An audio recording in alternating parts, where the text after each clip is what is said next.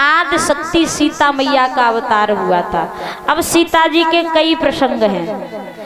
सीता राजा जनक की बेटी हैं, सीता सप्तऋषियों की बेटी हैं और सीता जी रावण की बेटी हैं। तो परीक्षित महाराज ध्यान से सुने। जब रावण ने सप्तऋषियों से कर मांगा तो संत ब्राह्मणों के पास में कुछ नहीं था, तो सप्तऋषियों ने अपना रक्त निकाल करके रावण को दिया कर के रूप में। वही रक्त रावण ने ले जा करके रानी मंदोदरी के कक्ष में रख दिया।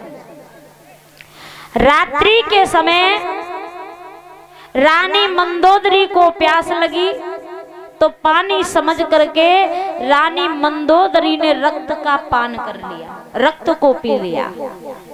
इधर रावण को ब्रह्मा की ओर से वरदान प्राप्त था, रावण की गर्जना से गर्भ गिर जाया करता था। जब रावण ने गर्जना की तो रानी मंदोदरी का गर्भ गिरा। वही गर्भ पुनः रानी मंदोदरी ने उसी घड़े में बंद करके रख दिया। रावण ने वो घड़ा राजा जनक के यहाँ भूमि में गड़वा दिया, यानी जमीन में गड़वा दिया। तो राजा जनक के यहाँ पर सूखा पड़ जाता है, और जब राजा जनक के यहाँ सूखा पड़ गया तो राजा जनक और रानी सुनैना, राजा जनक और रानी सुनैना ने मिलकर के सोने का हल चलाया तो सीता मैया धरती से प्रकट हुई। बोलिए रामचंद्र भगवान की। इसलिए सीता जी को राजा जनक की बेटी कहा जाता है। तो राजा जनक के महलों में परीक्षित महाराज महात्मा दधीच की हड्डियों के द्वारा बना हुआ एक धनुष रखा था, और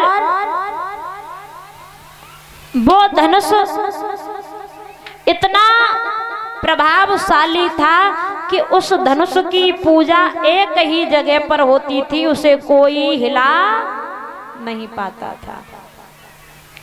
कि राजा विदेह के महलों में शंकर का धनवा रखा था, पूजा जाता था उसी जगह, उसे कोई उठा नहीं पाता था।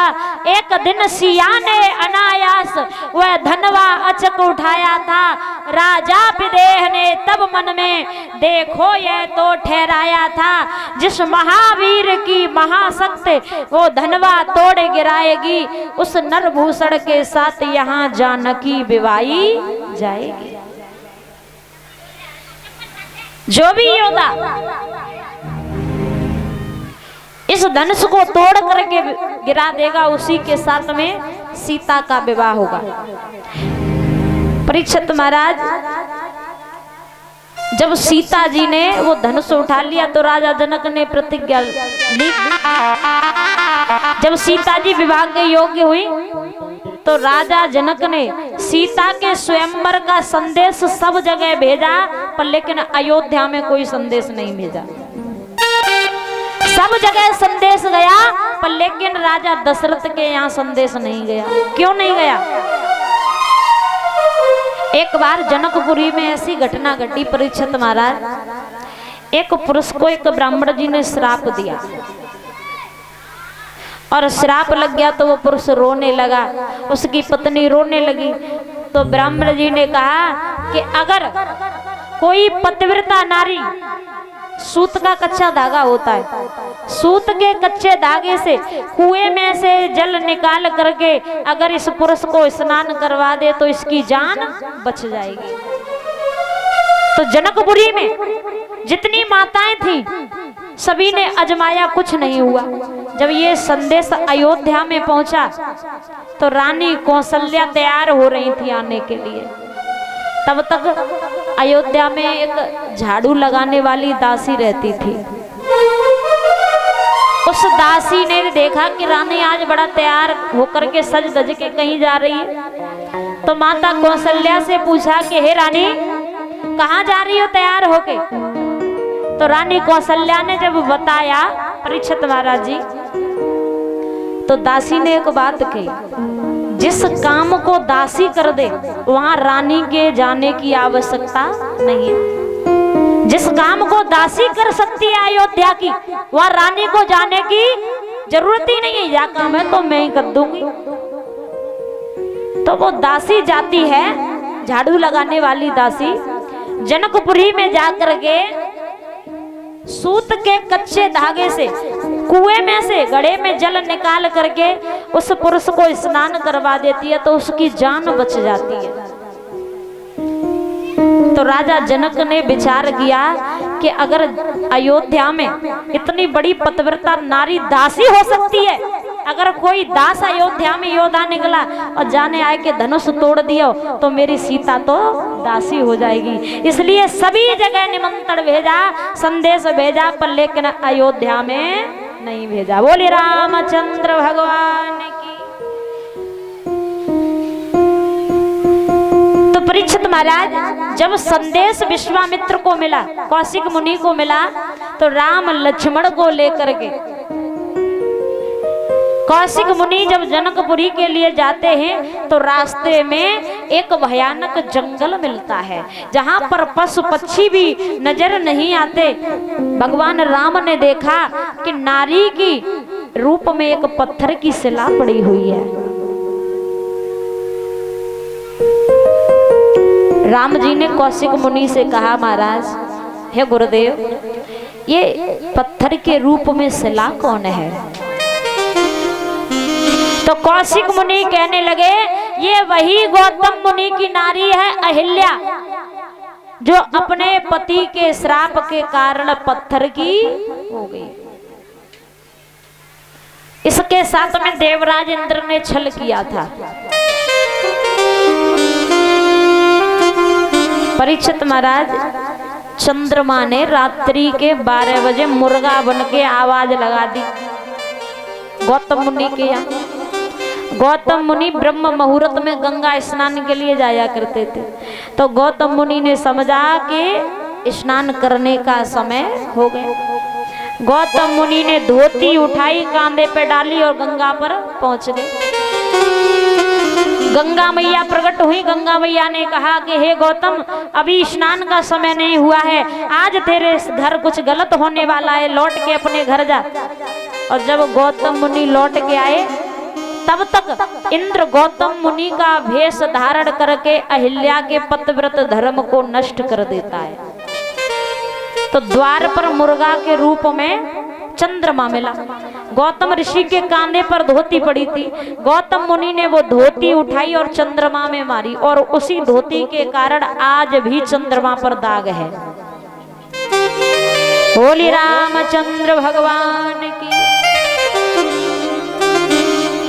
तो कौशिक मुनि ने राम जी से कहा कि हे राम, अगर अपने चरणों की रज इस पत्थर की शिला से छुआ दो तो ये पत्थर की शिला भी सुंदर सी नारी हो जाएगी। जब राम जी ने वो अपने चरणों की रज पत्थर की शिला से छुपाई तो अहिल्या का उद्धार होता है। बोले रामचंद्र भगवान की। भगवान राम अहिल्या के उद्धार के बाद में पावन गंगा के तट पर पहुंचे। कौशिक मुनि राम लक्ष्मण ने स्नान किया और स्नान करने के बाद चलते चलते राजा जनक के फूल बाग में पहुंच जाते हैं। विश्राम किया। जैसे ही सुबह हुई तो कौशिक ऋषि ने राम लक्ष्मण से कहा कि लाला जाओ और बगीचे से पूजा के लिए फूल तोड़ करके ले आओ।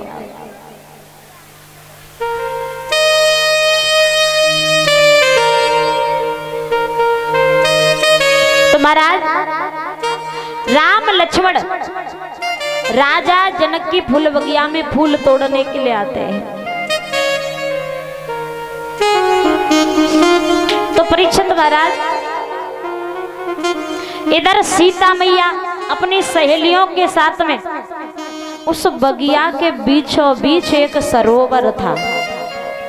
कि चौकोर चार चौपड़ वाला बगिया के बीच सरोवर था, बस उसी सरोवर के समीप श्री गिरजा जी का मंदिर था। सीता मैया अपनी सखियों के साथ में स्नान करती है। अब सीता को भी फूलों की आवश्यकता पड़ी, सीता भी वहीं पहुंच गई। जब पायल बजने की आवाज सुनी तो लक्ष्मण जी ने जब सीता को देखा तो राम जी से कहा, इधर सीता की सखियों ने राजकुमारों को देखा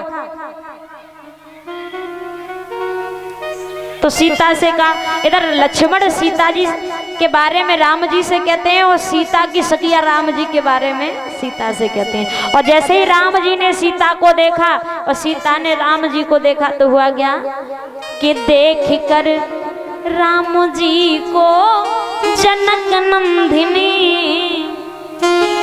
कि देख कर राम जी को जनक नंदिनी, बाग में वो खड़ी की खड़ी रह गई। देख कर राम जी को जनक, बाग में वो खड़ी की खड़ी रह गई।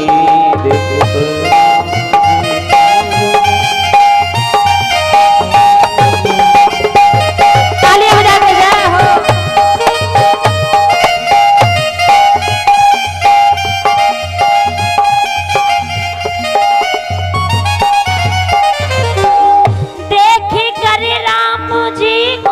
जनक नंदिनी, बाग में वो खड़ी की खड़ी रह गई। राम देखा सिया और सिया राम को, सिया और सिया राम को, चारों अखियां लड़ी की लड़ी रह गई। देखे राम जी को जनक नंदनी, बाग में वो खड़ी की खड़ी रह गई।